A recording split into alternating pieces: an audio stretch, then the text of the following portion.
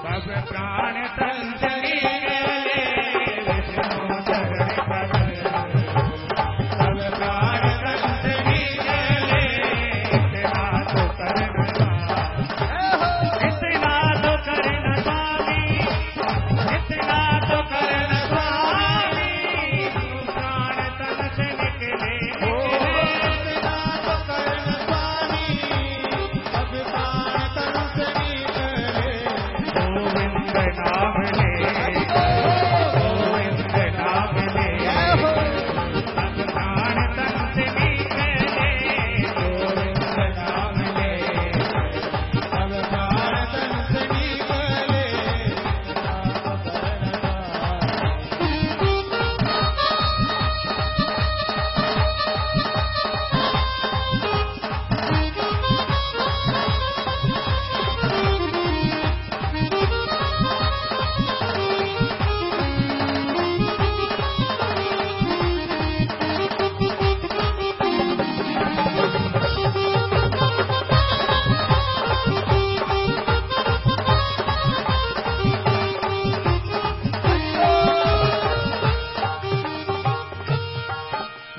मेरा प्राण निकले सुख से, तेरा नाम निकले मुख से। मेरा प्राण निकले सुख से, तेरा नाम निकले मुख से। बच जाओ घोर दुख, बच जाओ घोर दुख। सब प्राण तन से निकले बच जाओ घोर दुख। सब प्राण तन से निकले इतना तो करना सब प्राण तन से निकले गोविंद नाम ले। सब प्राण तन से निकले निकले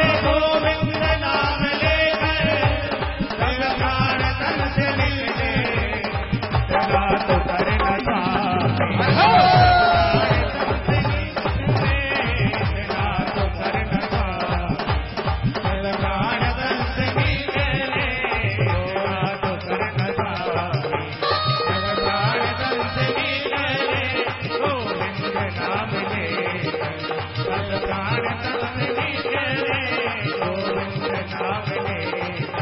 सब प्राण तन से निकले इतना तो करना स्वामी। सब प्राण तन से निकले निकले इतना तो करना स्वामी। सब प्राण तन से निकले गोविंद नाम ले, गोविंद नाम ले। सब प्राण तन से निकले गोविंद नाम ले। सब प्राण तन से निकले गोविंद नाम ले। सब प्राण तन से निकले गोविंद नाम ले।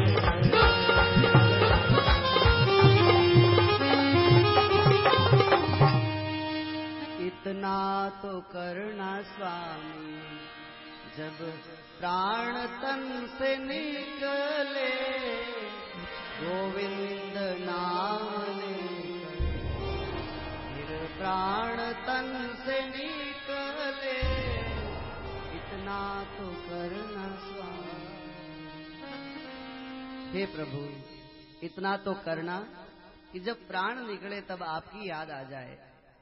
तो याद कब आएगी? तब अपन जिंदगी भर उनको याद रखेंगे तब आएगी। अपन जिंदगी भर तो संसार को याद रखते हैं, मरते टाइम भगवान याद आए अपना में ही कौन आवे। परमात्मा कब आएंगे याद? जब तक अपन जीवन भर तक याद रखेंगे तो परमात्मा अंतिम समय में याद आएंगे। और जीवन में अगर संसार को याद रखा तो मृत्यु के समय भी संसार याद आएगा। और अंत तो गत्वा क्या होगा? जहां पर आपकी मति टिकी होएगी, जहां पर आपकी बुद्धि होगी मरते समय, तो आप अंत मति सो। जहां आपकी मति होगी वहां पर आपकी गति होगी, वहां पर आपको जन्मना पड़ेगा। इसलिए आज इन भीष्म पितामह की महिमा देखो, इनकी भक्ति देखो। भगवान को सन्मुख किया है। भगवान ने कहा भीष्म पितामह युधिष्ठिर को बहुत संताप है, मुझे अपना भाई मानता है, इसलिए मेरी बात तो ये सुनता नहीं। आप बड़े हैं, बडेरे हैं, इसलिए आप उसको ज्ञान की बात सुनाओ। तो भीष्म पितामह ने उसे भ्रम दूर करने की बात बताई और बहुत सारी नीतियों की बात बताई। और अब कहा महाराज सूर्य उत्तरायण दिशा में आ गया है, आप मेरे सन्मुख आ जाएं और महाराज अब मैं आपका दर्शन करते करते महाप्रयाण करूंगा और सीधे आपकी कृपा से आपके धाम में जाऊं, ऐसी आप मेरे पे कृपा करो। भगवान सन्मुख खड़े हैं और भीष्म पितामह भगवान का दर्शन करते करते अपने जीव को परमात्मा में मिला दिया। देवताओं ने दुंदुभियां बजाई, उस सृष्टि करने लगे हैं और जय जयकार करने लगे हैं। बोलिए भीष्म पितामह की।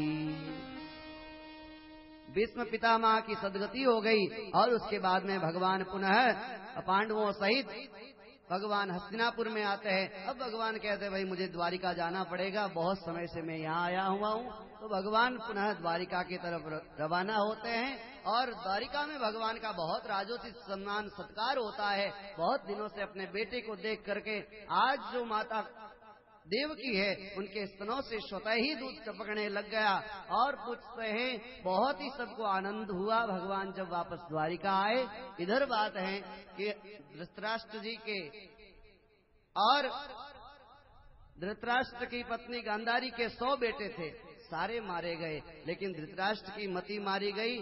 धृतराष्ट्र अभी तक पांडवों के यहाँ पर पल रहा है।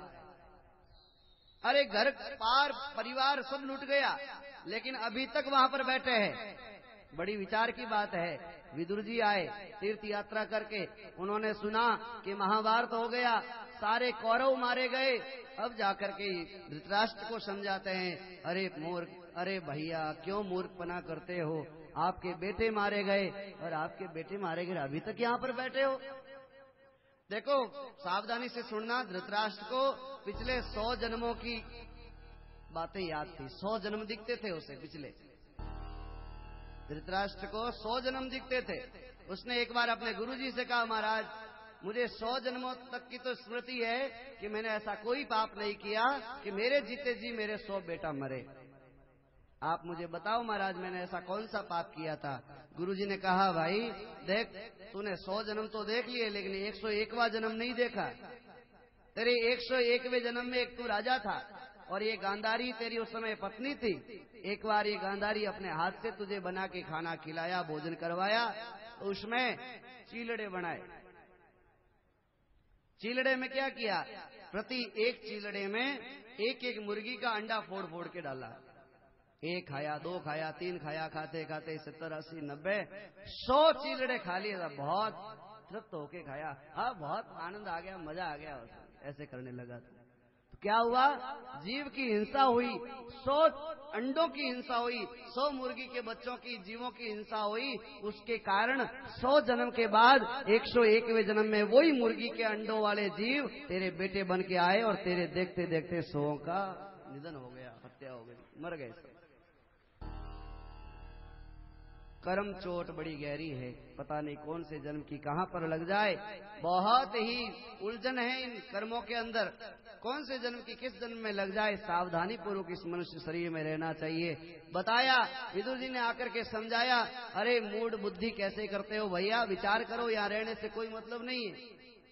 अरे थारी मोह माया ने छोड़, क्रोध ने तजरे, क्रोध ने तजरे, थारी उम्र बीती जाय राम ने, थारी उम्र बीती जाय राम ने बजरे। मोह माया ने छोड़, क्रोध ने तजरे, क्रोध ने तजरे, थारी उम्र बीती जाय राम ने बजरे। थारी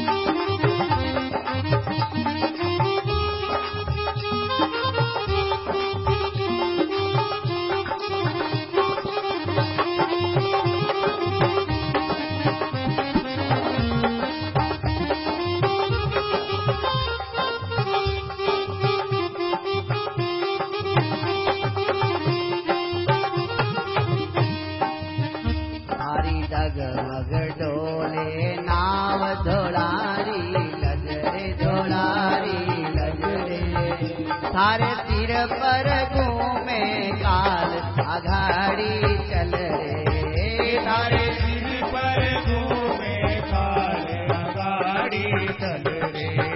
थारी मोह माया ने छोड़ क्रोध ने सजरे। थारी उमर बीती जाए राम ने बजरे। थारी उमर बीती जाए राम ने। हरि बोल।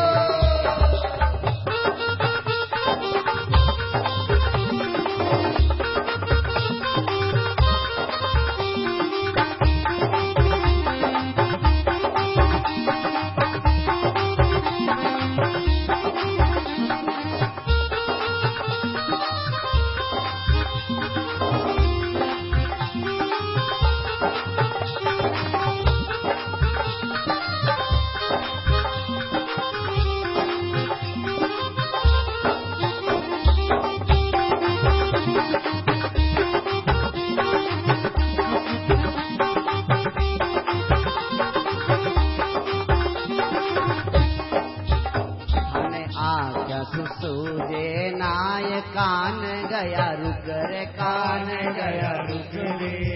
थारे गोडा में चाले दर्द कमर गई झुक रे। थारे गोडा में चाले दर्द कमर गई झुक रे। थारी मोह माया ने छोड़ क्रोध ने सजरे। क्रोध ने सजरे।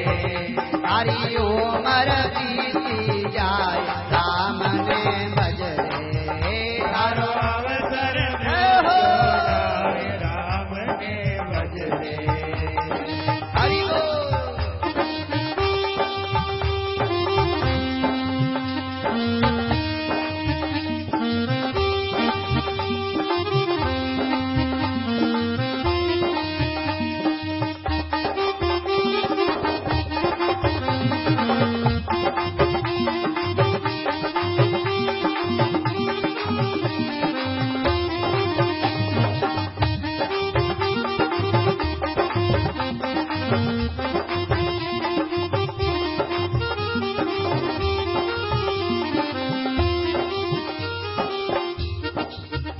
थारी परणी छोड़ी प्रीत नहीं थारी अदरे नहीं थारी अदरे।